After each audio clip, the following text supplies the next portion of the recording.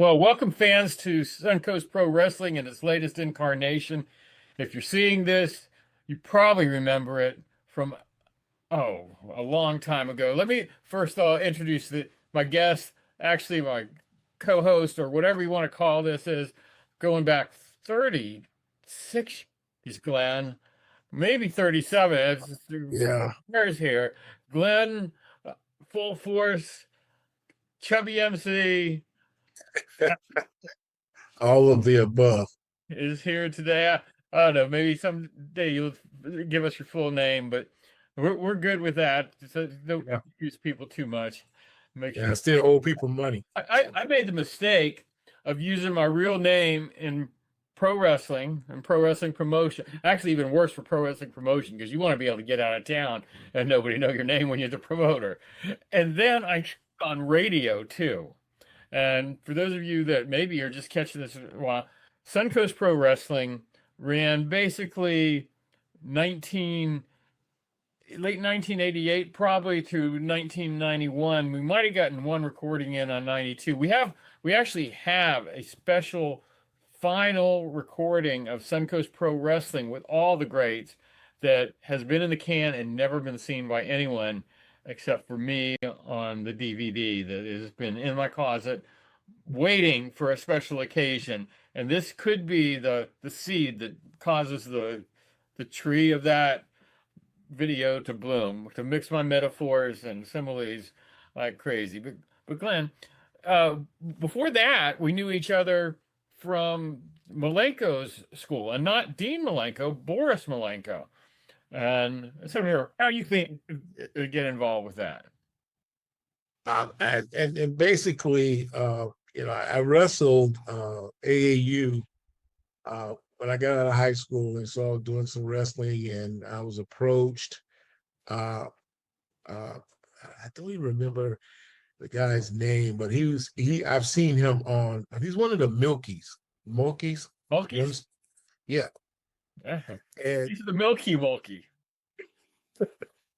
and he approached me and asked me, "Well, you like professional wrestling?" I said, "Yeah, I was kind of big." And he said, "Yeah." I said, "I love it." He said, "Won't you meet me at this place?" And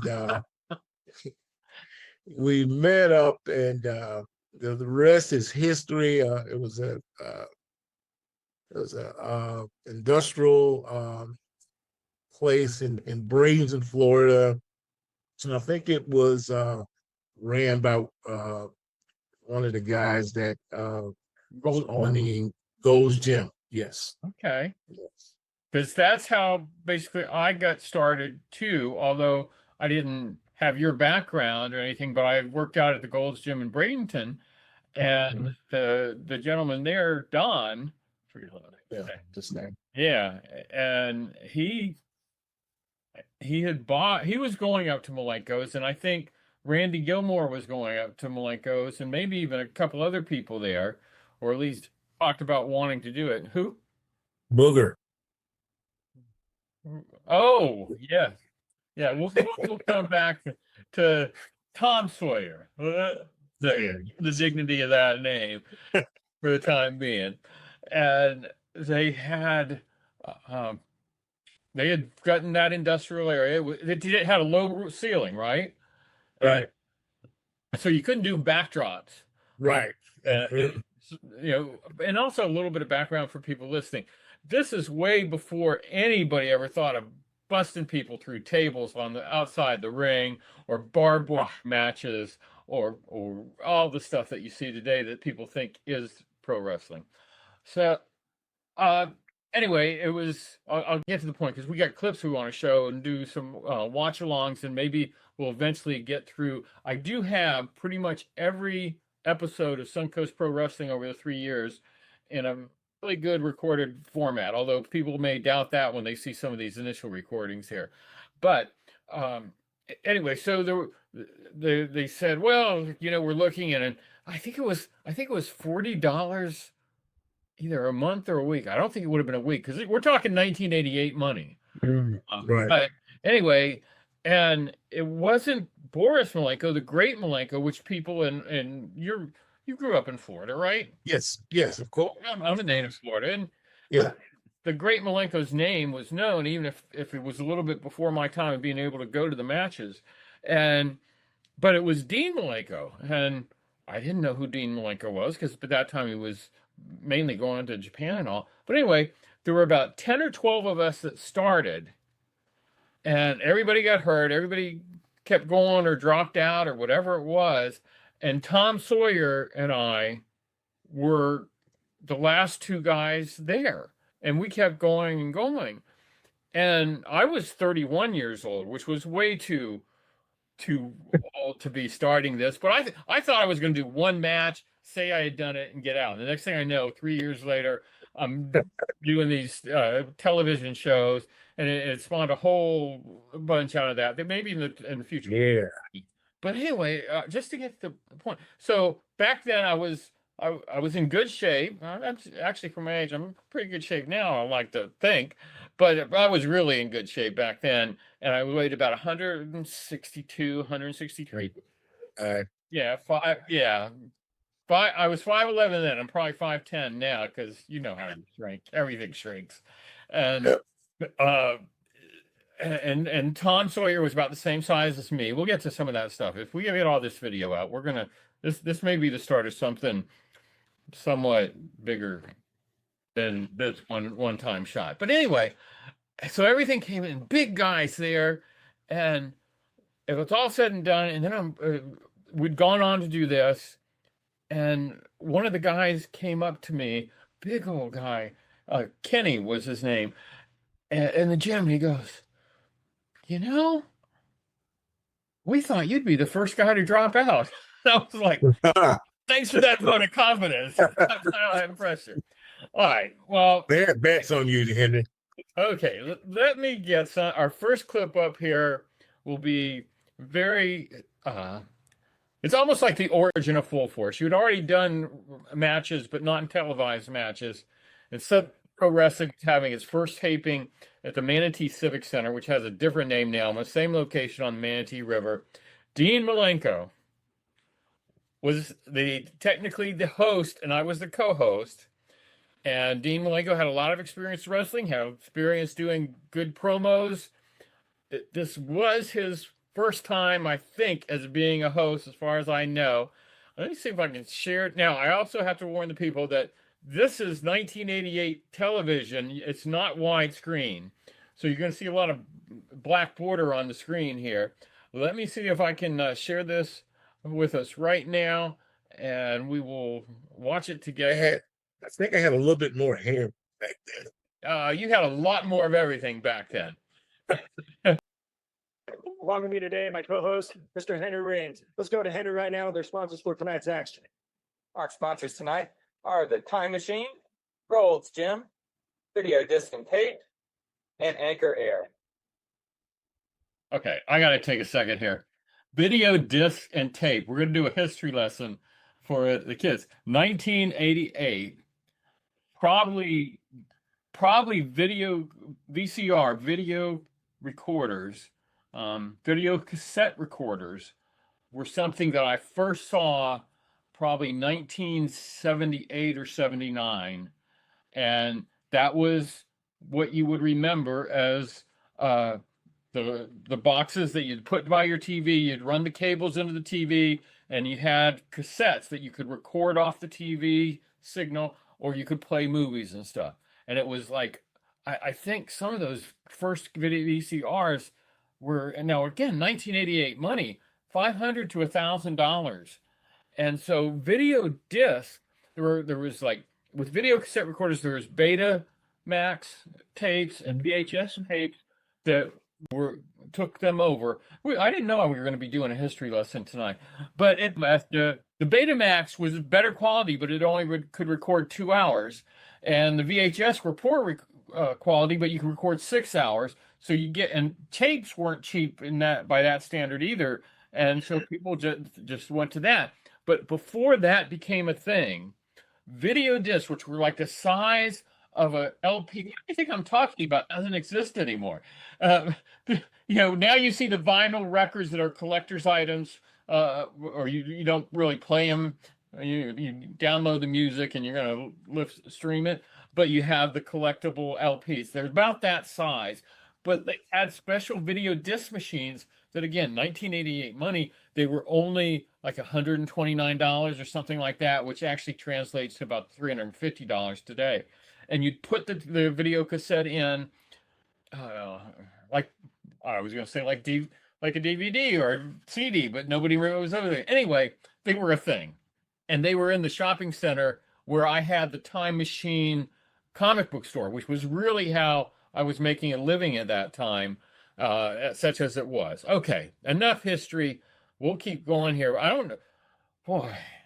And I didn't even mention Jumbo yet, but we'll get around to that. Well, here we are back again.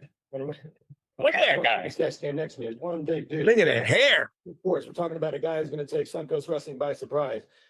A graduate of A good looking dude. out of high school and a pretty good amateur career, if I may say.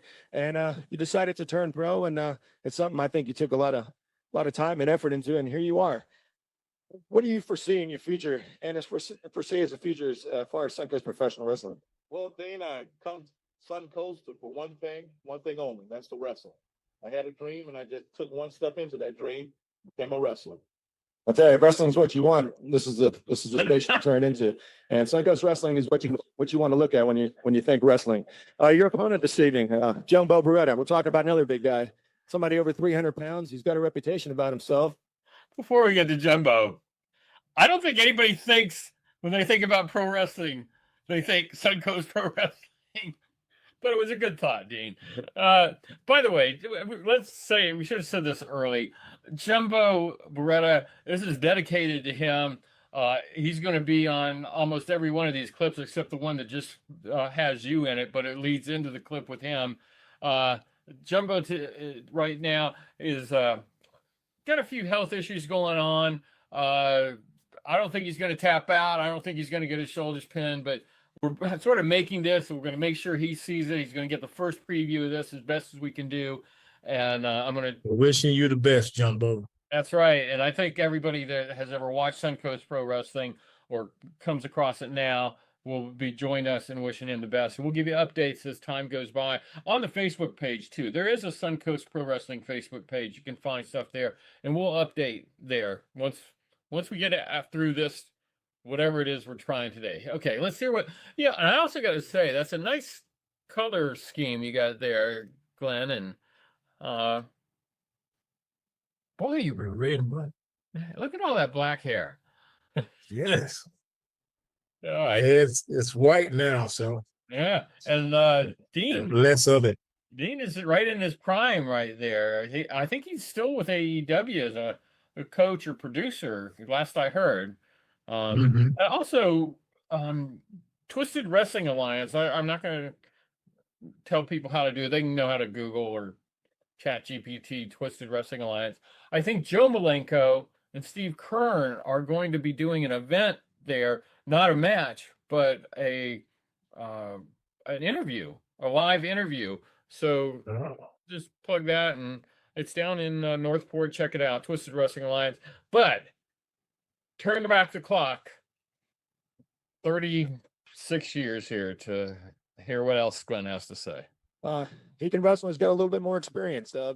As far as your tactics, have you maybe kind of drawn out a plan or drawn out some kind of scheme as far as the way you want to have your hand up raised in victory? Well, Dean, Jumbo, we wrestled before, and he's a pretty mean dude. But just take one step at a time. When that question was going on, if you can remember back in your mind, did you go, what in the world is he trying to ask me?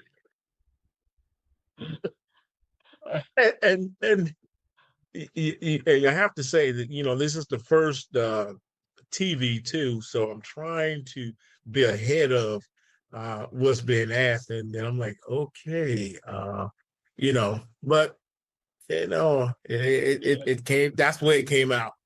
So. Well, and also as primitive as this looks, is to use a kind word, that's really what a lot of local wrestling was. It's a guy standing there with a mic and we were used to growing up with Gordon Soley, who some people can still remember and find on YouTube, or the Memphis people had. Why am I? The name is escaping me. Why you remember who the? Global. No. The Memphis wrestling.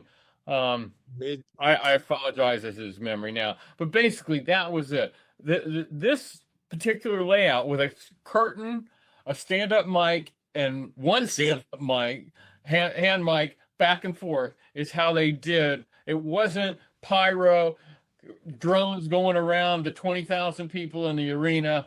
This was it, and the television was done in studios. Occasionally, they would do something out in an actual arena where they could put a crew in and put it on syndication. But the week-to-week show, like we were trying to recreate, was like this.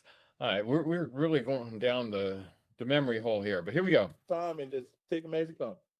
Well, I tell you, Jumbo Baretta is one fine wrestler, and I've seen yourself several times. You know, we're good friends, and I've helped you out as much as I can. I think you got a lot of talent, and I think the people of Suncoast Wrestling and the fans out there, if they pull for you, I'll tell you, they're going to be pulling for a champion. I'll tell you right now, let's go to a break, and when we come back, He's not talking like he's got a lot of confidence in me. Suncoast Professional Wrestling. All right. And we're going to jump ahead just a little bit. We're going to actually look at a commercial here because this is going to be a time warp here for some people that were alive. And if you weren't alive, you're just going to shake your head. Let me see if I can find this. And we're going to go to the gold. Yeah. Oh, this is video disc and tape. This will tell you exactly what video disc and tapes were. Bring some excitement home. Rent a movie from Video Discs and Tapes. Nothing to play it on? We'll rent you the player too. Whether it's action and adventure, romance, or comedy, Video Discs and Tapes has over 4,000 selections, so you're sure to find the movie you want to see. Video Discs and Tapes also transfers 8mm, 16mm, and Super 8 to home video. So relax at home with a movie from Video Discs and Tapes in the Southwood Mall, 14th Street West, or call 753-1919. And because that was in the shopping center where my store was, I happened to know, although I did not shop, the little special book with the plastic binders and the covers, which had the early porn that you could rent, which was another cultural thing that happened. And we could not, it's sort of like when the internet started, you can't imagine what actually would come to be.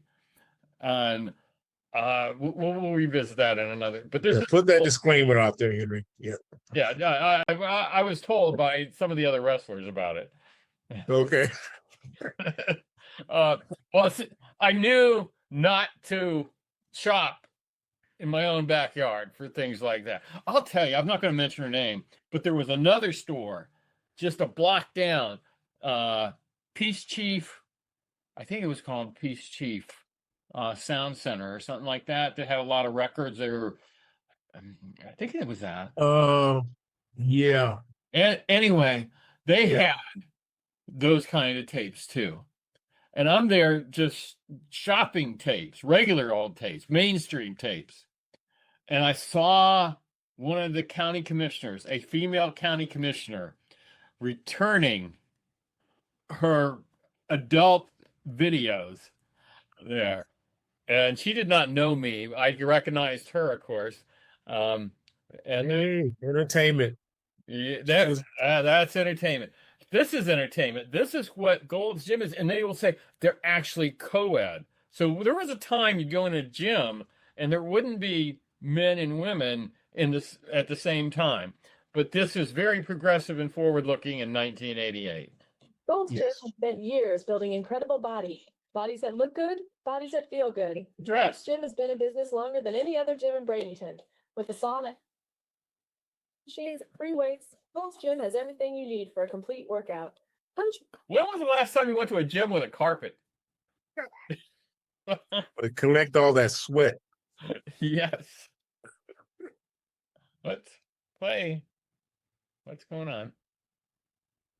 Is that Don's wife? Who? No, that's that's another story we will go down the road to someday. Okay. Train with All Gold right. Champions. Let Gold's Gym start you on your personal fitness plan. Give us a call or stop by at the Bayshore Promenade on Highway 41 and 63rd Avenue. Gold's Gym is for everyone, so go for the gold at Gold's Gym. Say we're back here again at Suncoast Professional Wrestling. You know what I'm saying? And I'm just gonna let people know this was probably where we're going to break